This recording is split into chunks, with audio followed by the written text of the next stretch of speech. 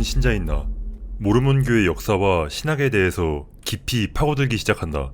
내가 자라면서 배워왔던 기독교적인 관점과 맞지 않아서 신앙의 위기를 겪는다. 우리 세미나리 교사는 굉장히 이상한 사람이다. 상당한 괴짜였지만 솔직히 내가 가장 좋아하는 사람 중 한 명이다. 나는 그가 반증해주길 바라며 그에게 내가 알아낸 이상한 것들에 대해 이야기했는데 그는 즐거워 보였다. 그는 일반적인 세미나리 수업이 교회를 지나치게 포장하는 것처럼 느낀다고 말한다.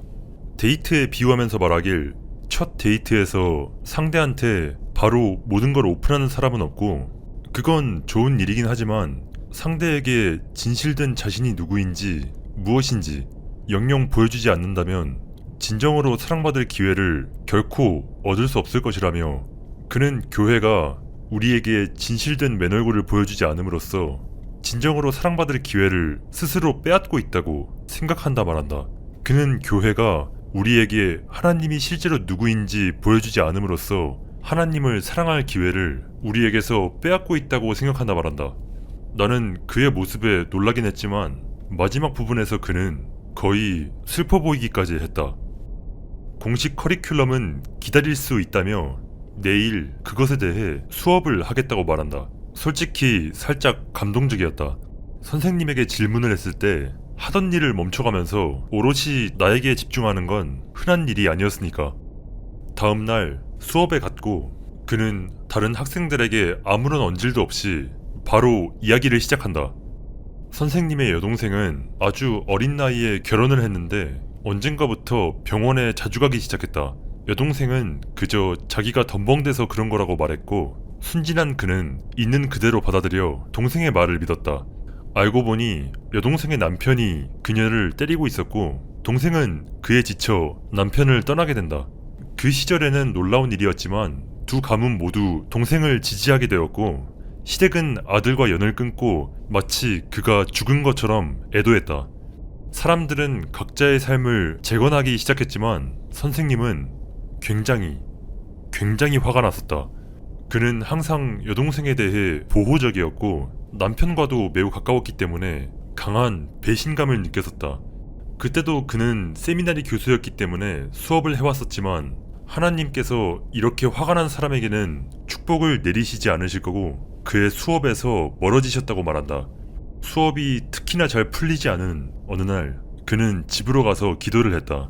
그가 우리에게 말해준 기도문을 축약하자면 하나님, 저는 모두를 용서해야 한다는 걸 알지만 저는 이 남자가 너무나도 미운 나머지 그가 자기 똥에라도 빠져 죽기를 바라고 있습니다. 제게 내려놓을 힘을 주소서 였다고 한다.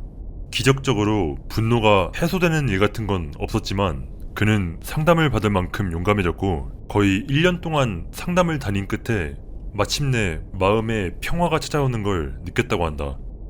거의 15년이 지난 후 전남편 시댁에서 전화가 온다.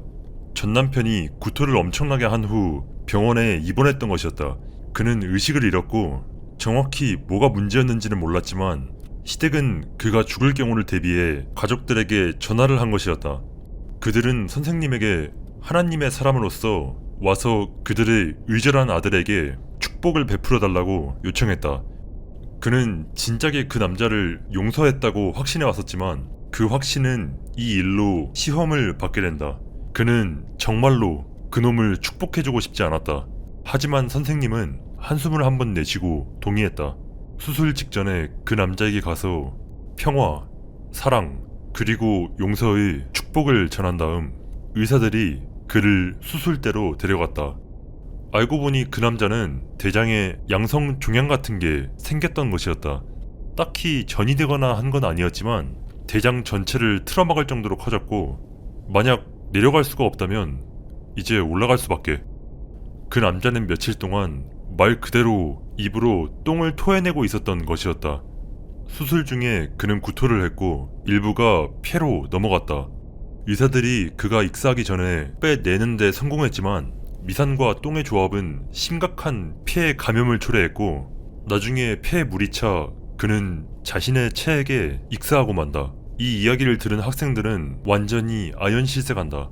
선생님은 눈물을 글썽이며 말을 이어간다. 그리고 그날 나는 신의 진정한 사랑을 느꼈단다. 하나님은 수년 전에 그 기도를 깊이 들었지만 그때의 분노에 찬 내가 지나치게 즐거워할까봐 이루어 줄 수가 없으셨던 거야. 분노에 차서 사람에게 죽음을 바라는 것은 중대한 죄이고 죽음을 즐기는 것은 더욱 중대한 죄이기 때문에. 하지만 내가 그 사람을 용서했고 그의 죽음이 내 영혼에 저주를 내리지 않고 이루어질 수 있을 때가 되자 하나님은 내 소원을 이루어 주신 거야. 그리고 나는 너희 아이들이 이 건물에서 우리가 경배하는 신이 바로 이런 신이라는 것을 알았으면 한다. 그는 형언할 수 없는 완벽함의 기독교 신이 아니야.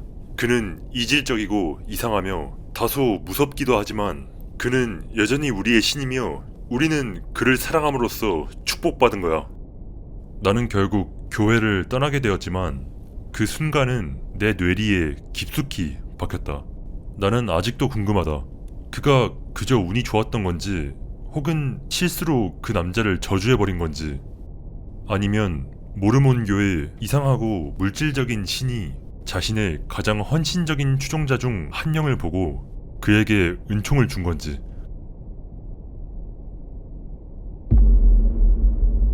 이걸 이 게시판에 올리는 게 맞는지도 모르겠지만 여기 말고는 어디다 올려야 할지 모르겠네.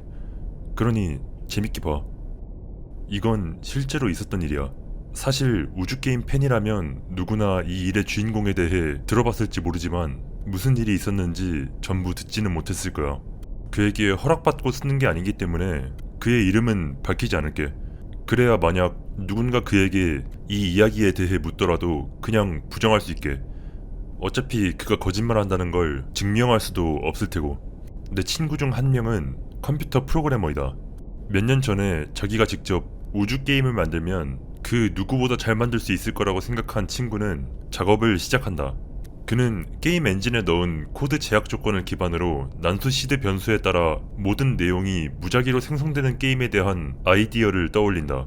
프로그래머가 아닌 사람들을 위해 설명하자면 일반적으로 게임을 만들려면 직접 3D 엔진을 빌드하거나 또는 다른 사람이 만든 오픈소스 또는 라이선스 엔진을 사용하거나 게임에 들어갈 모든 것, 캐릭터, 차량, 행성, 별, 달 등을 만들어야 한다. 하지만 이 모든 것을 직접 만드는 대신 그는 엔진을 만든 다음 무작위 정보를 가져와서 방금 말한 것들을 자기가 생성하도록 엔진을 학습시킨 것이다. 이를 절차적 콘텐츠 생성이라고 하며 이 아이디어 자체는 새로운 것이 아니고 수많은 게임에서 사용되지만 일반적으로는 생성된 콘텐츠와 사람이 만든 콘텐츠를 섞거나 사람이 만든 콘텐츠를 절차적으로 배포하는 데 사용한다. 이번에는 아니었다. 이 게임의 모든 것들은 수식과 코드로 만들어진다. 말 그대로 모든 것이.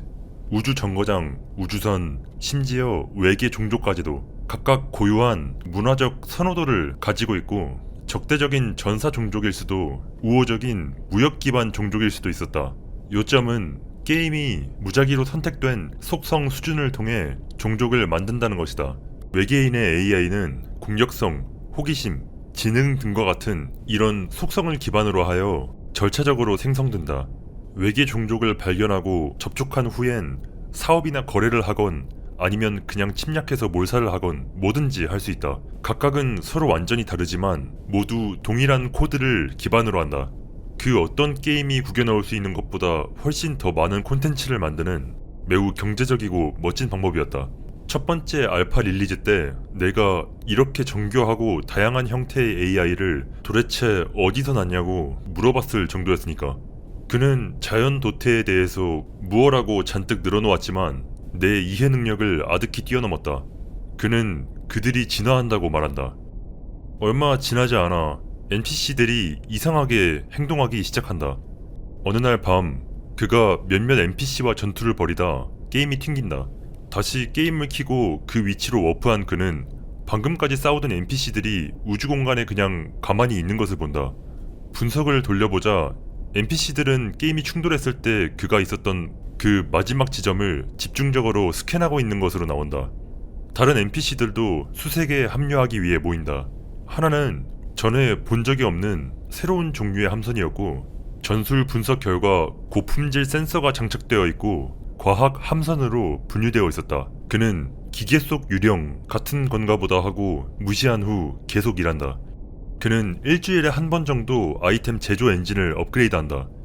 그럴 때마다 종종 같은 재료로 더 높은 품질의 아이템을 만들 수 있게 되는 결과를 낳았고, 그로 인해 이미 만들어져 외계 시장에서 사고 팔리고 있던 아이템 중 상당수가 갑자기 쓸모없게 되어버리곤 했다.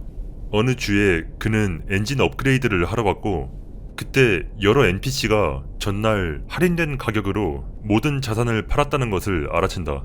그는 이번에도 역시 무시하고 업그레이드를 시작한다.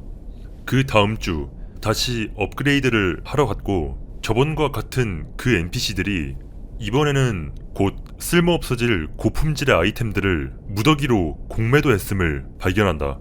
NPC들은 그가 게임에 만든 변화를 알아차렸고 또 예측했던 것이다. 여기서 잠깐, 비디오 게임의 세계에서 AI는 잘못된 명칭이다. 사실 진짜 인공적으로 만들어진 지능인 게 아니다. 진짜 AI가 우리 사람만큼 똑똑하다고 치면 이 게임의 AI는 고작 개미 정도의 지능일 것이다. 그것들은 단 한 가지의 비디오 게임만 간신히 할 줄 알 뿐이지 다른 건 아무것도 하지 않는다. 그것들이 인간 행동의 패턴을 파악하고 예측할 수 있다는 생각은 마치 집안에 있는 벌레가 일주일 후에 내가 저녁을 어디서 먹을지 성공적으로 추측해낼 수 있다고 생각하는 것과 같다. 간단히 말해서 그들의 능력을 훨씬 뛰어넘는 일이 일어나고 있는 것이었다. 여기서 끝이 아니다. 곧 외계 종족들이 서로 협력하기 시작한다. 협력적인 종족들만이 아니었다. 게임에서 처음으로 적대적으로 생성된 외계인들이 우호적인 놈들과 함께 일하기 시작한다. 그리고 거의 하룻밤 사이에 NPC들 모두가 그에게 적대적이 된다. 그들은 협력하여 정교한 전함으로 이루어진 대규모 함대를 집결시키고 우주를 가로질러 추적해 그를 죽이려고 한다. 그는 로그인 할 때마다 NPC들이 가능한 한 빨리 그를 찾아 공격해오는 통에 게임을 테스트하는 동안 자신의 함선에 무적을 걸어놓아야만 했다. 그가 자신을 무적으로 만들자 이윽고 NPC들은 공격을 멈췄지만 그의 일거수일투족을 계속 지켜본다. 한 달쯤 후 그는 전투 시스템을 변경했고 NPC가 그를 공격할 것이라고 생각하며 다시 자신의 함선이 데미지를 받게 만들었는데, 그러나 그들은 공격하지 않았다. NPC들을 공격해봤지만 그들은 보복하지 않았다. 그는 NPC를 대신해 변경 사항을 테스트하기 위해 나에게 로그인하라고 전화를 한다. 내가 그와 게임을 플레이할 때 우리는 소행성대를 관통하며 고속 호위함으로 서로를 추격한다. 나는 그의 예상 위치를 180km 범위까지 좁혔고 각 소행성을 개별적으로 살펴보고 있었다. 소행성 뒤에 숨는 우주선 같은 오래된 영화 클리셰는 사실 이 게임에서 꽤 좋은 전략이기 때문이었다. 살펴보는 동안 나는 애꿎은 소행성을 여기저기 쏘아댔고 그중 하나에 블래스터로 "널 찾을 거야" 와 같은 메시지를 새긴 후 유치한 장난으로 거시기도 하나 그려놓는다. 그러다 나는 그를 발견해 그의 뒤를 바짝 쫓는다. 우리가 소행성대 가장자리에 도착하자 그곳엔 거대한 외계 함대가 있다. 그들은 내내 그곳에 가만히 서서 우리를 지켜보았던 것이다. 그는 나에게 무시하라고 한다. 그는 그동안 NPC가 플레이어를 따라다니지 못하도록 막으려고 노력을 해보았지만 코드 안 어디에서도 NPC들이 플레이어를 쫓게 만드는 요소는 찾지 못했었다. 하지만 당시 내가 들은 것은 그들을 무시해 뿐이었고 나는 "그래" 라고 말하고 그에게 블래스터를 발사한다. 그러자마자 NPC들이 모두 나에게 어그로가 끌리더니 그 즉시 나를 죽인다. 우리 둘 다 웃어제꼈고 그때 나는 그 일을 별 생각 없이 넘긴다. 이틀 후 그는 스카이프로 전화를 걸어와 로그인해서 자신의 위치로 워프하라고 한다. 나는 그렇게 했고 그는 자신이 있는 행성 궤도에 방금 건설된 외계의 우주정거장을 자세히 살펴보라고 한다. 내가 우주선을 살펴보았을 때 나는 처음에 내가 보고 있는 것의 중요성을 이해하지 못한다.